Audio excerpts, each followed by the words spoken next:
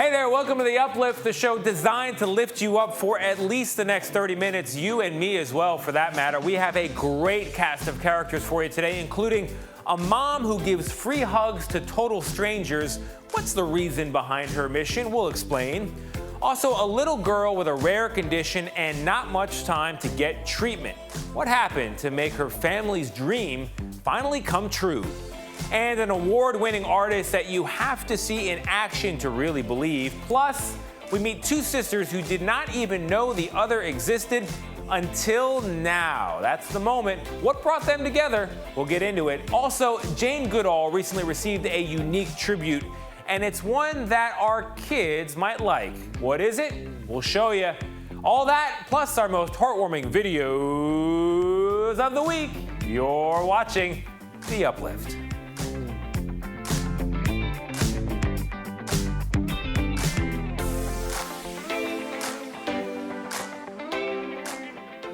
Hey there, I'm Tony DeCopa. We do indeed have a very good show for you today, and we are going to begin, as we always do, with our most heartwarming videos of the week, starting with this one.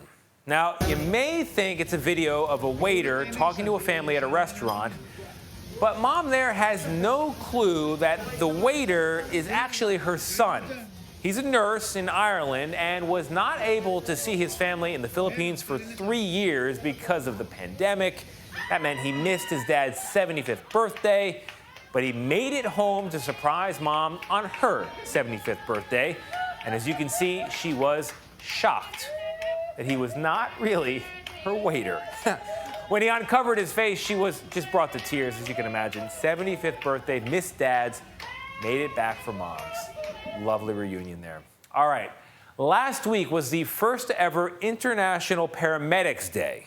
And two British paramedics tried to record a special message in an effort to mark the occasion.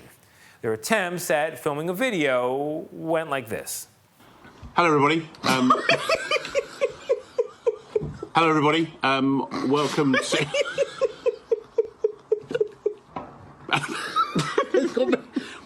Hello. Oh, hang on. Good afternoon, everyone. My name is Dave Tomorrow, paramedic at Luton, and I'm sitting here with... Joe Cartwright, another paramedic from Luton. So we're here to talk about International Paramedic Day, which is on the 8th of July. Tell me, Joe, what does that mean to you? Sorry. Tell me, Joe, what's it like being a paramedic? It's good. No. Good afternoon, everyone. My name is Dave Tomorrow. I'm a paramedic at Luton, and I'm sitting alongside my colleague. Joe Cartwright, another paramedic from Luton. And we're here to celebrate and actually recognise the first ever International Paramedics Day, which is on the 8th of July. Joe, tell me, how does it feel to be a paramedic? It feels really good to be a paramedic. I don't know why I keep saying that. I can't stop saying it feels good. I'm so sorry. It is one of those jobs where I think you need to have a pretty good sense of humor. I love those guys. They look like they have a good time in a very tough career path. All right, we've got a warning for you. This next video, it may get a little bit loud.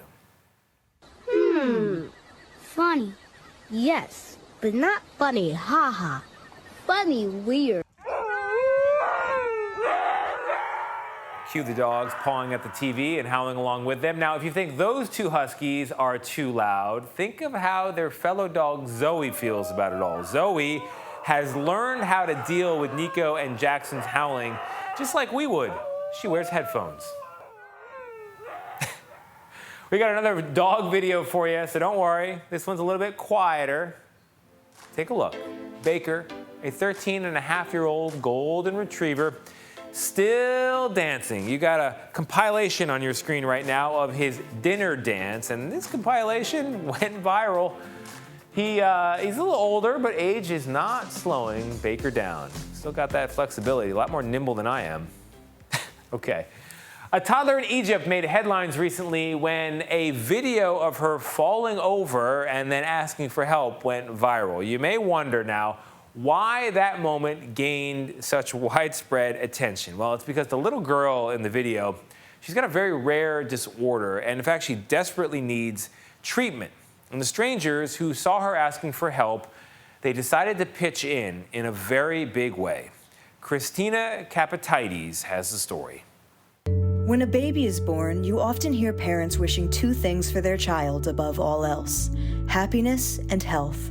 And for the first 6 months of her life, Rokhaya Reda appeared a happy, healthy baby girl. Then unusual symptoms started to present themselves. So Rokhaya's parents took her for testing and learned that she has what's called spinal muscular atrophy, a rare degenerative neuromuscular disorder that in its most severe cases claims patients' lives before their second birthday. And those with moderate cases can survive into adulthood, but they're often left unable to walk as the condition robs them of control of their bodies. There are drugs to treat SMA in young children, but the most effective one is often referred to as the most expensive drug on earth. Its price tag is $2.1 million, and it has to be administered before a child turns 2. By the time Rokhaya's parents were faced with that Herculean feat, her birthday was just a couple weeks away. So Rokhaya's family looked for help and found it in a nonprofit organization called The Power of Social Media, which has more than 120 volunteers devoted to helping people with medical issues through the power of crowdfunding. They analyzed data to maximize donations, and they distributed photos and videos of Rokhaya's daily struggles to move people around the world. In one video, Rokhaya falls and screams, "Help me, help me," and help strangers did. In just 3 weeks, they reached their goal, thanks to countless donations, most small, just $1 or $2. Some kids even writing that they had emptied their piggy banks for the cause. A testament, yes, to the power of social media, but also to the human heart, amounting to a very big miracle for a very lucky little girl. That's why they call it the Uplift. Coming up, we introduce you to an artist you'll have to see to believe. Plus a mom who gives out hugs to strangers, and she's started a movement in doing it. What's the reason behind her free hugs to total strangers? We'll explain.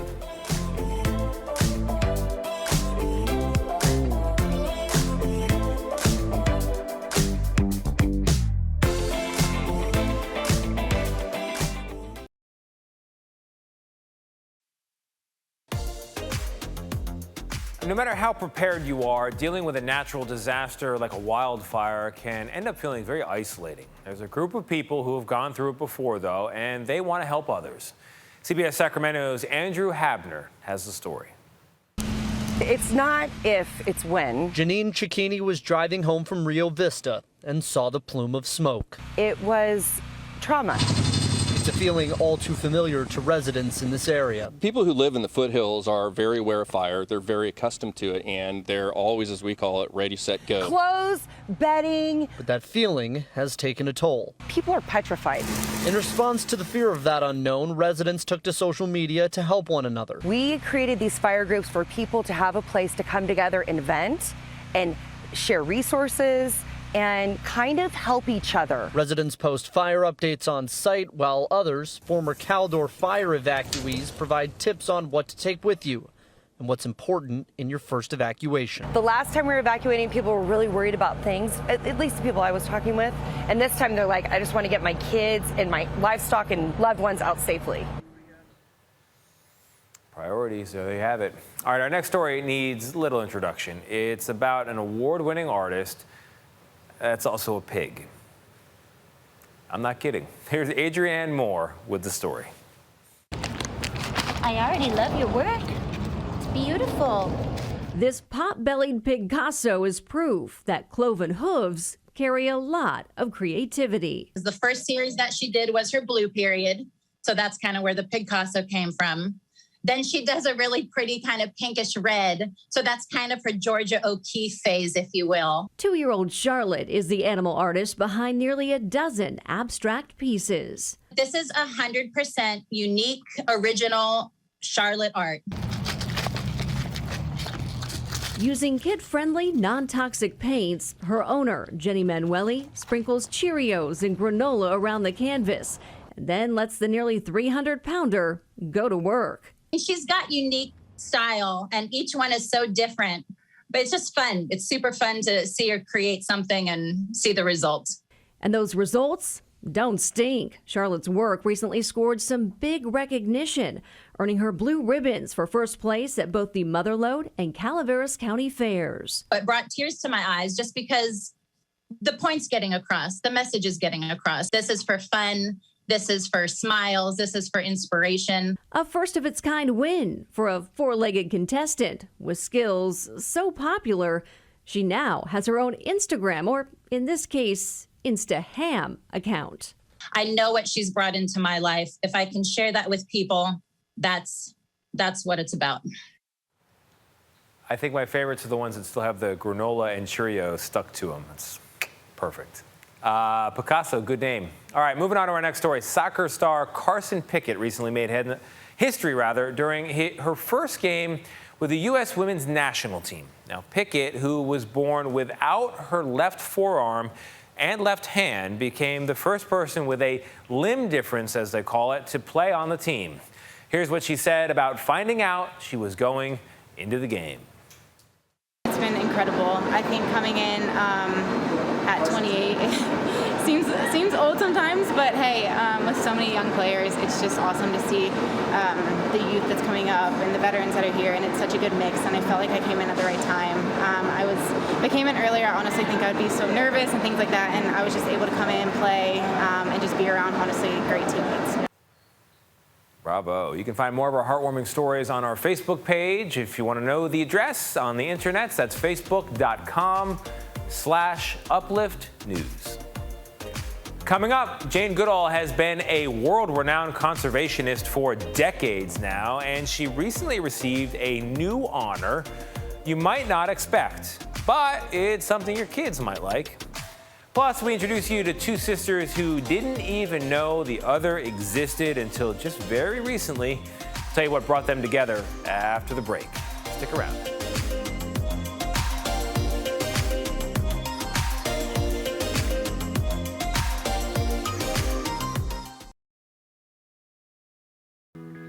There are a lot of families that get together during the summertime, but this next pair of sisters recently met for the very first time in any season of the year. CBS Minnesota was there for that meeting, and Ren Clayton picks up the story.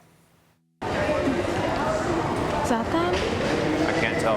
An airport pickup has high stakes when you've never met. I hope they didn't get lost. Don't say that. Higher still when it's your sister. So weird, and it doesn't even feel real. Eileen Misfeld lives in Eden Prairie. She took a 23andMe DNA ancestry test over Christmas. The results, a sister, Suji Dufresne from New York. Neither knew the other existed until a few months ago. Sunday, the much anticipated meeting. You were so much shorter in person. I just felt like so just overwhelmed with happiness and just all good. Suji is 27, 3 years older than Eileen. Both were adopted from South Korea, just months old. In a way, unknowingly living parallel lives. Seeing her in person, she looks even more like me than in the pictures, so I didn't even think that was possible. I had this kind of like back and forth of the feelings of, is this real? But it also felt like very meant to be.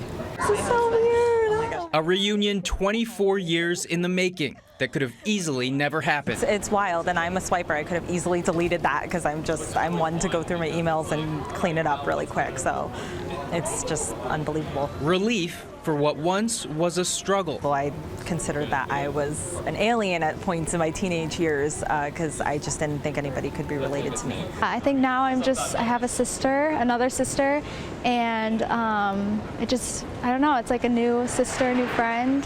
It's exciting. And Suji's son has a new aunt. All I've ever known genetics-wise is my son. When he was born, that was like my big moment of I have somebody that is related to me and that I know is related to me. So it just feels like an expansion. A connection always there, now made real. I can't wait. We have a whole list of what we're going to do. We have a bucket list of wasted time that we got to fill. Yes. Love that story.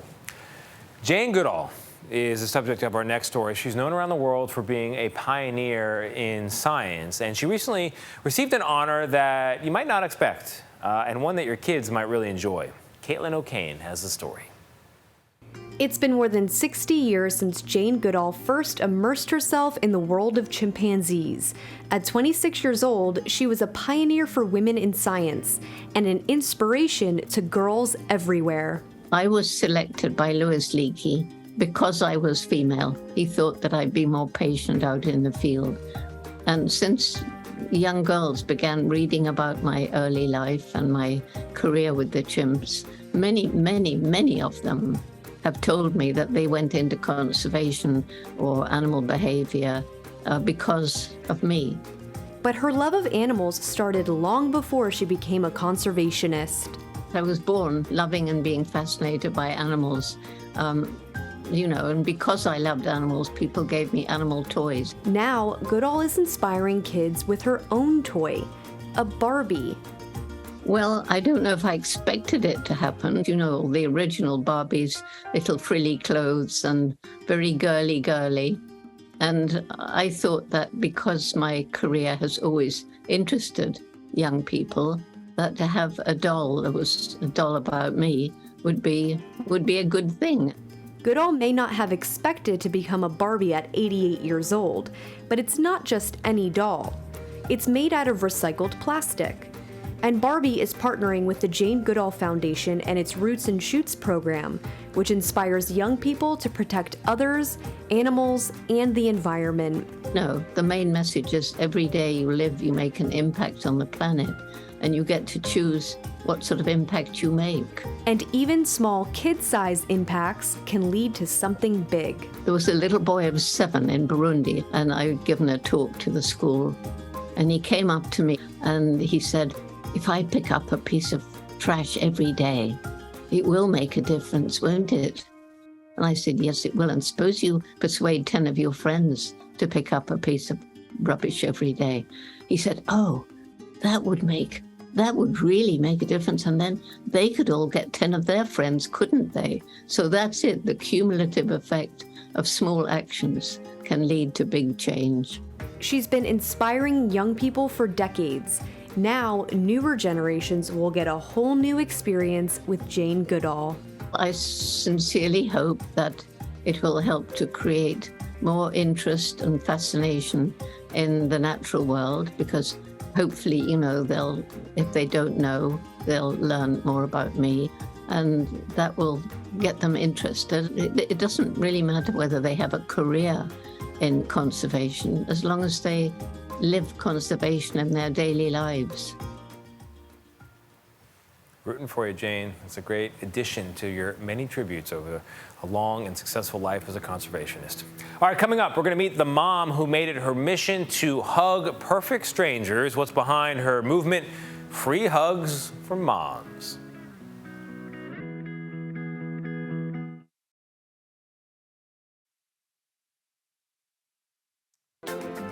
Just about everyone could use a good hug sometimes, and for some people, a hug can make a huge impact. That is why one mom has made it her mission to make strangers feel loved with hugs from Mom.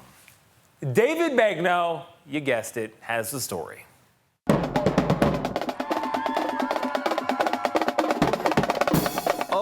Oklahoma City had a Pride Fest that was filled with all the music, rainbow flags, and love you could want to find. Thanks in part to Sarah Cunningham. Happy Pride, baby! And her group, Free Mom Hugs. You have moms and dads and friends and allies by the thousands. My parents are not supportive of me being gay, so it just felt good to have somebody say that. But Cunningham, who grew up a devout Christian, did not always embrace the LGBTQ+ community.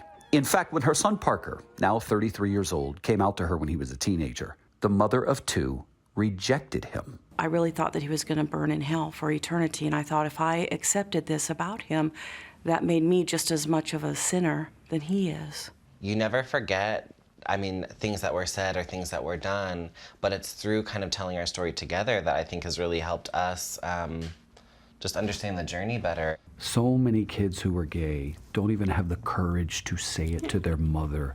He did, and you still didn't welcome it. That's not to apply shame. No, I understand. It's to tell people watching to not do it.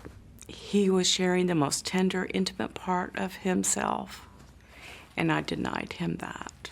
That still haunts her. The guilt that he probably felt, and I certainly do now. And we've worked through a lot of things, but you can't get rid of those memories. She went through some pretty deep soul searching, and that is what led to a change of heart.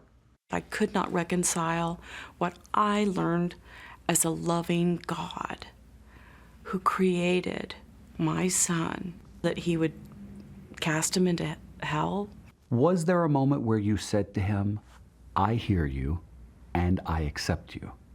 Parker and his friend were here, and we were in the backyard, and his friend was sharing a story, and I could see self-harm marks on his arm, and he shared about how he had been alienated from his family and his church group. And it was there that I just felt such unconditional love for that person I hardly knew. And she never forgot it. You doing okay? In 2015, she started Free Mom Hugs, and she's been hell-bent on showing up for the LGBTQ plus community consistently. You could have helped serve food, you could have marched in the parade, like why a hug? That's a really good question. I'm a hugger, and it allowed me to give love in a way that a mother should. And it has evolved from there. In 2018, Cunningham took to social media, writing, if you need a mom to attend your same-sex wedding because your biological mom won't, call me. I'm there. How many people called you? People from all around the world said, I'll show up too, I'll stand in. Really? Yeah, all over the world. Cunningham has officiated or served as a stand-in mom at more than a dozen weddings. Have you lost friends doing this? Yes. Family? Yes. Have they come back? Only when someone they love comes out. And that's all right. When I was the mom like me then, I needed someone who shared my faith to tell me it's okay to search the matter out. It's so nice to meet you. Melissa Williams turned to Cunningham after learning that her daughter was a lesbian. Can I offer you a hug? Williams is now the co-leader of the Texas chapter of Free Mom Hugs. Have the best time. We love you. Happy Pride, y'all. Last weekend, she drove the 2 hours to Oklahoma City to give some hugs. This makes me cry. For Herod Aspen, whose mother passed away before she came out, the connection is one that she longed for. Having somebody who represents a mom, just being accepting and loving, is extremely important. And it's people like me and others that I know, just that one hug means everything. It makes my eyes water when I think of the love and the outpouring of just community. This is what it's all about. In the nearly 10 years since she gave her first mom hug, Sarah Cunningham is now traveling parts of this country with her son, shedding her shame, forgetting her fear, and joining in the joy. You feel loved? Very loved.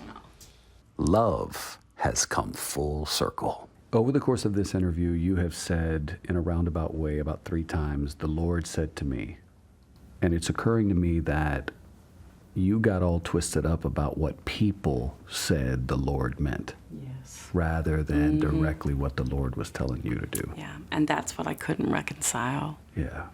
That's sweet. I never heard it said that way. Thank you, David. You can always count on David Begnaud, and you can always count on the Uplift. That is our show. I'm confident it brightened your day and lifted you up. And if it didn't, as I always say, rewatches are free. I'm going to scout some more good news. See you next week.